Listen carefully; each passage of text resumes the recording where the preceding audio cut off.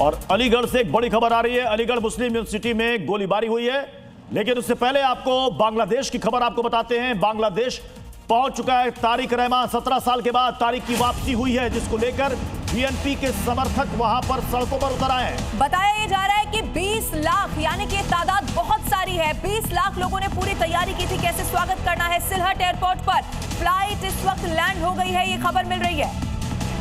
BNP के कार्यकर्ता, BNP के समर्थक अपने कार्यकारी अध्यक्ष के लिए सड़कों पर उतरे हुए हैं। एयरपोर्ट के पास बताया जा रहा है कि तकरीबन 1 लाख की संख्या में तारिक रहमान के स्वागत में बीएनपी के कार्यकर्ता जुटे हैं। और जहां पर रैली होनी है, जहां पर संबोधित करना है बीएनपी के कार्यकारी राष्ट्रीय अध्यक्ष तारिक रहमान को, वहां पर तकरीबन 20 लाख के आसपास समर्थकों के जुटने का दावा किया जा रहा है। ये देखिए तस्वीरें, लंदन से 17 साल के बाद बांग्लादेश में वापसी हो रही है। बांग्लादेश नेशनलिस्ट पार्टी के कार्यकारी अध्यक्ष और खालिदा जिया के बेटे तारिक रहमान का करप्शन के मामले में इनको सजा सुनाई गई थी, लेकिन इलाज के बहाने 2008 में ये लंदन भाग गए थे। और उसके बाद 17 साल के बाद अब हो रही है वापसी। 2 अलग अलग तस्वीरें इस वक्त आपकी टेलीविजन स्क्रीन पर आप देख रहे हैं। एक तस्वीर ये बताती हुई कि बांग्लादेश से फ्लाइट लैंड हो गई है, और दूसरी तस्वीर में आपको भीड़ देख रहे हैं, जैसे प्रत्युष ने बताया, जहां पर रैली को संबोधित करना है 20 लाख लोग, लेकिन एयरपोर्ट पर जहां से बाहर निकलेंगे वहां पर भी लोगों की बहुत भारी भीड़ है। ऐसे वक्त में देखिए वापसी हुई है जब बांग्लादेश में चुनाव होना है। इसी को देखते हुए जो पूरी तैयारी है वो इधर पार्टी की तरफ से भी की गई है, लेकिन बांग्लादेश में बीते दिनों जो स्थिति हुई, इसी को लेकर जो वहां पर फिलहाल पहरा है सुरक्षा का, वो भी और कड़ा कर दिया गया है। क्योंकि बांग्लादेश में जो आम चुनाव होने हैं फरवरी में, अवामी लीग यानी कि शेख हसीना की पार्टी को वहां पर बैन कर दिया गया है। ऐसे में तारिक रहमान को यह उम्मीद है कि उनकी बीएनपी पार्टी यहां पर चुनाव जीतेगी और वो सरकार बना पाएंगे। खुद को वो प्रधानमंत्री पद का दावेदार बता रहे हैं, और इसी उम्मीद के साथ 17 साल के बाद बीएनपी के कार्यकारी अध्यक्ष की वापसी हुई। आपको बता दें कि इनकी मां खालिदा जिया अस्पताल में भर्ती हैं, लंबे समय से बीमार चल रही हैं। जिस अस्पताल में उनको एडमिट किया गया खालिदा जिया को, वहां पर नो फ्लाइंग जोन किया गया, क्योंकि ये कहा जा रहा था कि खालिदा जिया की जान को खतरा है। बांग्लादेश में जब हिंसा वहां पर चरम पर है, वहां पर मारकाट हो रही है, वहां पर सड़कों पर आग लगाई जा रही है, उस हिंसा के बीच 17 साल के बाद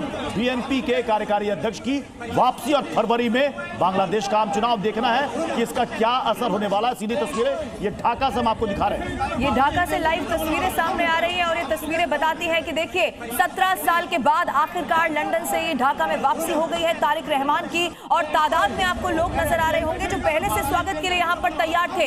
इस तस्वीर को इस लिहाज से इस वक्त समझना होगा क्योंकि बीते दिनों जो राजनीतिक परिस्थिति है वो भी पूरी तरह से यहाँ पर बदली। और प्लेन के अंदर की तस्वीर भी जी न्यूज पर सबसे पहले दर्शकों को हम दिखा रहे हैं। ये वही प्लेन है, ये वही फ्लाइट है प्रत्युष, जो लैंड कर चुकी है, जिसमें कि ये यहाँ पर पहुंचे हैं तारिक रहमान। और आपको याद होगा कि वो तस्वीर भी सामने आई थी जब मोहम्मद यूनुस की मुलाकात हुई थी तारिक रहमान की। उसी वक्त कहा जा रहा था कि बांग्लादेश में आम चुनाव से पहले कुछ बड़ा होने वाला है। 2 तस्वीरें इस वक्त हम आपको दिखा रहे हैं। ढाका की सड़कों की तस्वीरें आप देख लीजिए, वहां पर बीएनपी के समर्थक अच्छी खासी संख्या में उतरे हैं। तो इस खबर पर रहेगी नजर। आगे बढ़ते हैं, अलीगढ़ से एक और बड़ी खबर मिल रही है। अलीगढ़ मुस्लिम यूनिवर्सिटी में गोलीबारी हो गई है।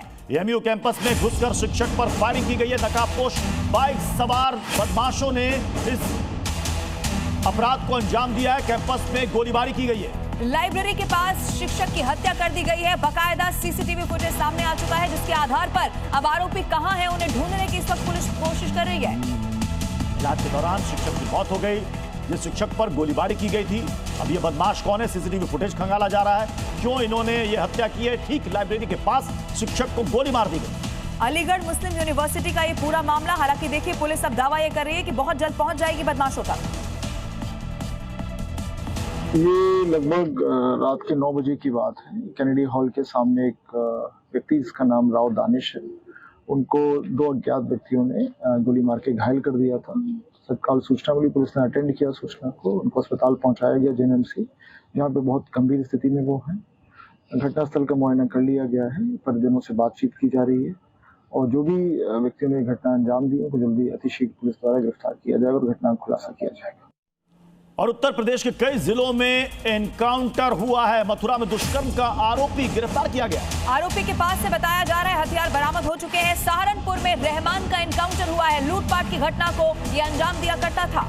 उन्नाव में पुलिस और बदमाश के बीच में मुठभेड़ हुई है। मंदिर में चोरी की घटना को ये अंजाम देता था। अलग अलग जिलों, अलग अलग शहरों में यूपी पुलिस का ये ऑपरेशन लंगड़ा जारी है, जहां पर अपराधी पकड़े जा रहे हैं। और इस अपराधी की तलाश लगातार पुलिस कर रही थी और आखिरकार ये पुलिस के हत्थे चढ़ गया। और ये देखिए ऑपरेशन लंगड़ा का कैसा असर हुआ है। अब वो अपराधी जो अलग अलग मामलों में वांछित रहते थे, वो अपराध से तौबा कर रहे हैं। सिर्फ एक शहर का ये मामला नहीं है, 3 अलग अलग तस्वीरें इस वक्त आपके टेलीविजन स्क्रीन पर। सहारनपुर, मथुरा, उन्नाव अलग जगह है, लेकिन हाल आरोपियों का बिल्कुल एक जैसा इस वक्त उत्तर प्रदेश में हो रहा है।